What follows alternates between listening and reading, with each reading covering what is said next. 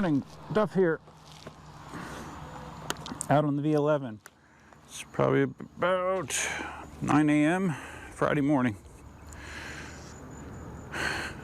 We got a lot to do. We need to make sure that we got sound. Bang. Bang, bang. We do. We have sound. Good. I got a lot to do. We're doing the DD ride right now. Heading out in DD. And let's start that. Got my GPS on to monitor my speed. So this is going to be a little different. I'm going to try to do the DD run and the range test today. My body is not looking forward to that, but that's what I'm hoping to do.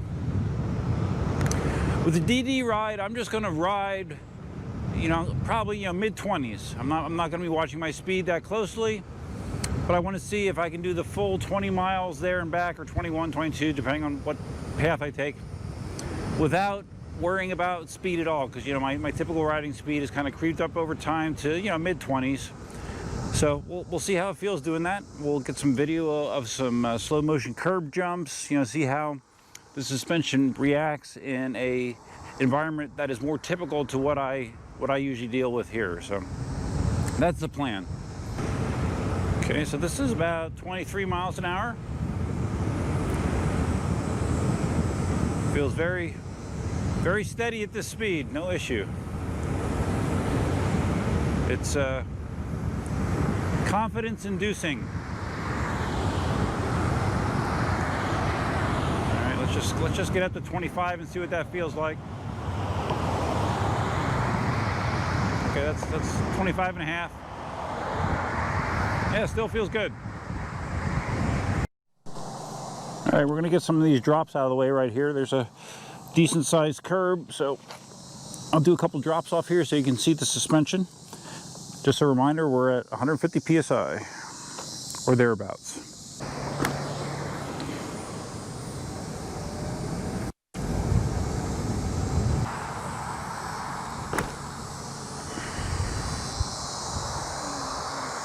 All right, so there's a couple quick hitters. Oh, so anyways, if you guys saw the nighttime riding video I did last night, I mentioned that I was worried about being able to do a range test because I hadn't been able to get a version of the app that actually connected to the V11. I finally figured it out last night. They were sending me a version that they said, hey, this connects to the V11. And I would install it, and like I described last night, as soon as I tried to run it, it would just crash, crash, crash. Well, what I realized is what I had to do was I had to install the current production V11 app first, and then install this new version on top of it. You can't just install the new version. You have to have the old version first, and then you can put the new version on top of it. So did that. Now I can connect.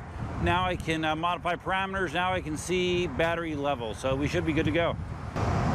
This is what 25 miles an hour looks like on the V11.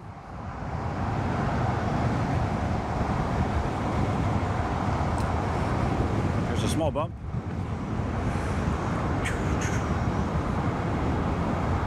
Yeah, feels good. Feels good at speed.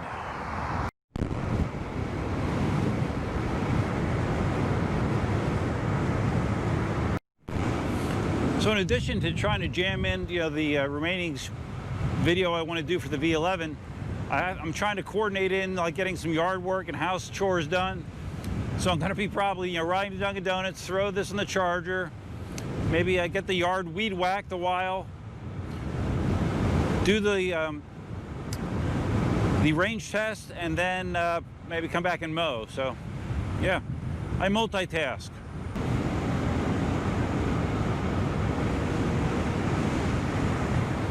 It's going to be interesting to see how long the V11 will allow me to go, 25 miles an hour. That was always a knock on the V10 series, and Inmotion in general, is there, in some people's opinion, overly aggressive throttling of speed. Now, one thing I didn't mention when I showed that graphic of changes that Inmotion is doing with the production wheel, they actually have raised the top speed limit on the wheel to 55 kilometers an hour. Again, setting it apart from the S18, which has the top speed of 50 kilometers an hour. Now that top speed of 55 supposedly is only going to be usable over the first 20% of the battery pack to, again, you know, give you a wide safety margin. But that's awesome, man. First time Inmotion has ever had a wheel that allows you to go that fast. So another great thing. And it already feels sweltering hot here at 9 a.m. I can only imagine what it's going to feel like when I do the range test. Can hardly wait. All right, we're off of Mockley Road onto the bike path that starts at Heritage Bay.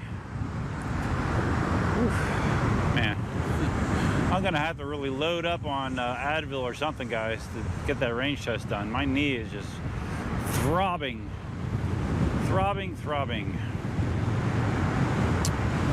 So as you can see, the V10 is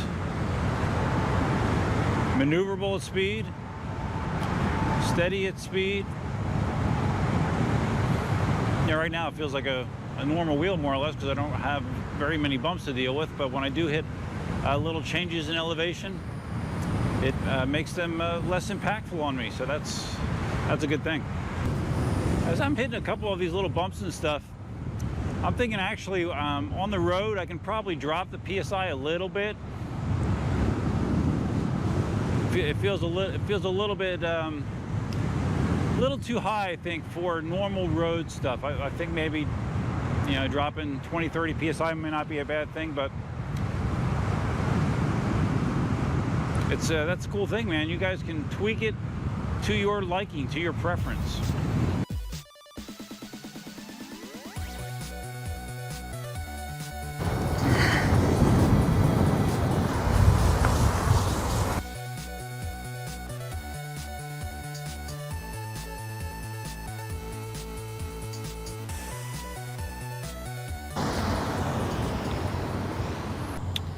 All right, we're going to cut across this little kind of beat up road here.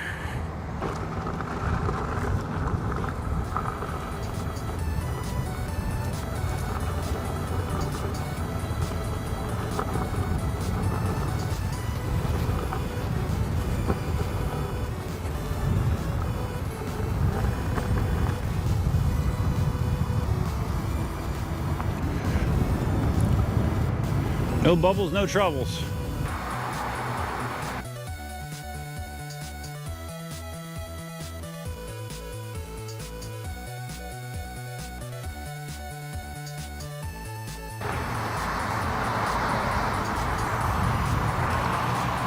This road is not in good shape.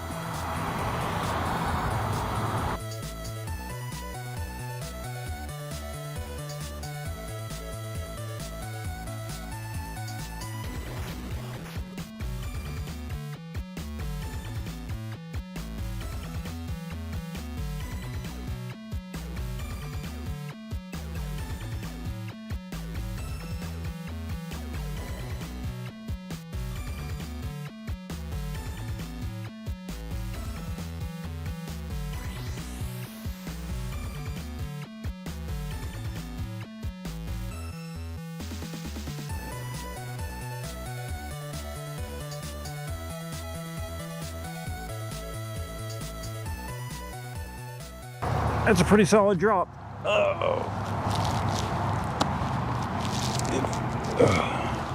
It's probably a foot, maybe. That's enough. Yeah, I definitely think for road conditions I could drop the PSI down some. I'll drop it some for the range test. 150 is probably overkill for this terrain. The path right before Dunkin' Donuts is blocked by this equipment. Can I get past there? Not super easy. Let's see, maybe I can. I see other footsteps and bike tires here, so let's see if I can do it. I can probably slide through right here. I think we'll hoof it from here. Huh, I don't know, it says American augers. I don't know if they're drilling to lay pipe or sewer lines or water lines, I don't know. Not sure what this deal is.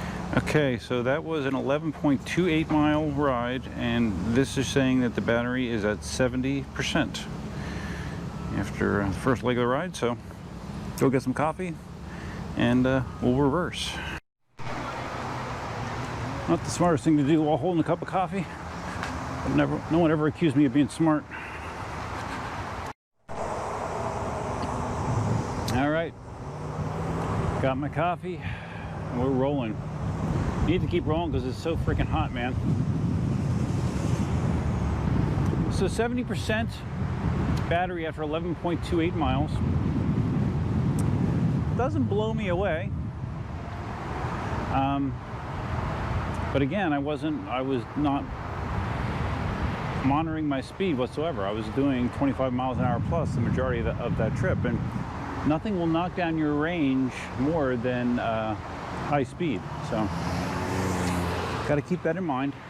It's weird that the battery level read an exact 70%. I'm hoping that the Inmotion has the ability to show a more precise battery level, that it doesn't like round it off to tens, you know, like Gotway does. Like KingSong, you know, goes down to the percent, you can round it off. So hopefully Inmotion allows you to do that too. We'll see. Another thing to keep in mind, I'm not sure if this is a 1420 watt-hour pack, which is what was originally announced, or the 1500 watt-hour pack that's going to be coming with production. And also the other change is they're switching to LG cells, which I guess are seen as superior for the production model as well. So we'll see what kind of numbers we come up with here, but have to keep in mind that there are going to be some variables, improvements actually in the production wheel that's going to make things only better from here. With coffee.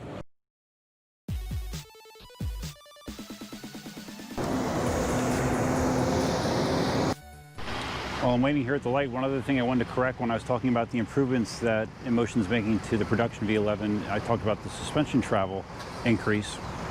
It's not increasing by 30 centimeters, it's increasing by 15 centimeters. From 70 centimeters of travel, suspension travel, up to 85. So still a nice little improvement, man. What, 15%? I'll take it. It's funny, I was cruising along here, and all of a sudden I start hearing this beep, beep, beep, beep. I'm looking out the wheel, I'm like, shit, what's going on? I'm not going that fast. What the hell? And I was passing a construction site, and it was a dump truck backing up. So just do a little sidewalk action. Just a little. So you can see the on and off ramp behavior. Not so at all. Yeah. Just kind of eased me through that transition. Pretty much pain-free. My feet are holding up pretty good so far. Been trying to move my foot position a little bit more forward. Multiple people have mentioned that it seems like when I ride, I have my heel hanging off the back of the pedal, which is a recipe for foot pain. So I've been trying to slide them up a little further. It feels a little bit weird, but I think I can get used to it. I did a similar perspective shot with the S18, so might as well do it with a V11. Which do you think looks cooler? I've been maintaining the same 25 mile an hour speed, and let's see, I'm about 4 miles from home. So yeah, so far I've not gotten a single complaint about my speed. So one of the benefit really with a suspension wheel is if I wanted to, I could ride the sidewalk, which obviously is safer than being on the bike lane with nothing between you and traffic. The main reason that I didn't ride the sidewalk with my normal wheels is because it's a pain in the ass. It's bumpy, getting on and off the ramps to the sidewalk. You got to slow down, can't go as fast. There's hardly any speed penalty riding the sidewalk on a suspension wheel like this. It's not a problem at all, so I might have to reconsider my strategy on this ride. It is very convenient having the battery indicator. Yeah. I'm not stopping out for air. That's all right. I'll see.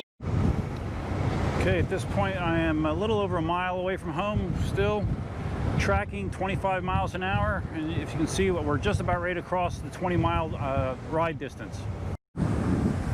I didn't have the camera rolling, but as I stopped at the second to last traffic light, some lady, an older lady with her little dog, pulled up next to me in the SUV and she says, "Excuse me?" I'm like, "Yes?" "I'm not stalking you or anything, but I just want to know what that thing is. It's the coolest thing I ever saw." I'm like, "It's called an electric unicycle, ma'am. You should look it up. A lot of fun." "Oh my God, do you deliver things on that?" Said, "No, I just ride around all over the place." Light turned green. Said, "Have a nice day." Have a nice day. And that was that. Okay, here we go. We've made it. Did not receive any speed limiting whatsoever, maintaining at least 25 miles an hour for almost that entire ride. So yeah, this will fulfill my needs as far as speed goes for sure. Here, let's do the bump in the curb. Okay, nice. Okay, if you look at that battery indicator, are there 6 or 5 lights normally? Shit, I should know that. I think there's 6. So based on that, I would guess that we're about halfway through the pack. But let's fire up the app and look. Okay, according to my GPS watch, that was 21.65 miles. So that should be pretty accurate. Get into the Inmotion app, see what it says. Hello. It says 50% battery. I just switched to the camera view for some reason. So if you didn't see that, yeah, 50%. What are you doing? I'm not sure. Okay. 50% battery. It said the max speed, according to the app that I went on that trip, was 46 kilometers an hour. Temperature, max temperature, 50 degrees Celsius. I got it stuck in camera mode somehow, accidentally. I don't know how I did it. All right, well, when in doubt, kill the app and reconnect. I wanted to see what the battery voltage was at, if I could see that on one of these screens.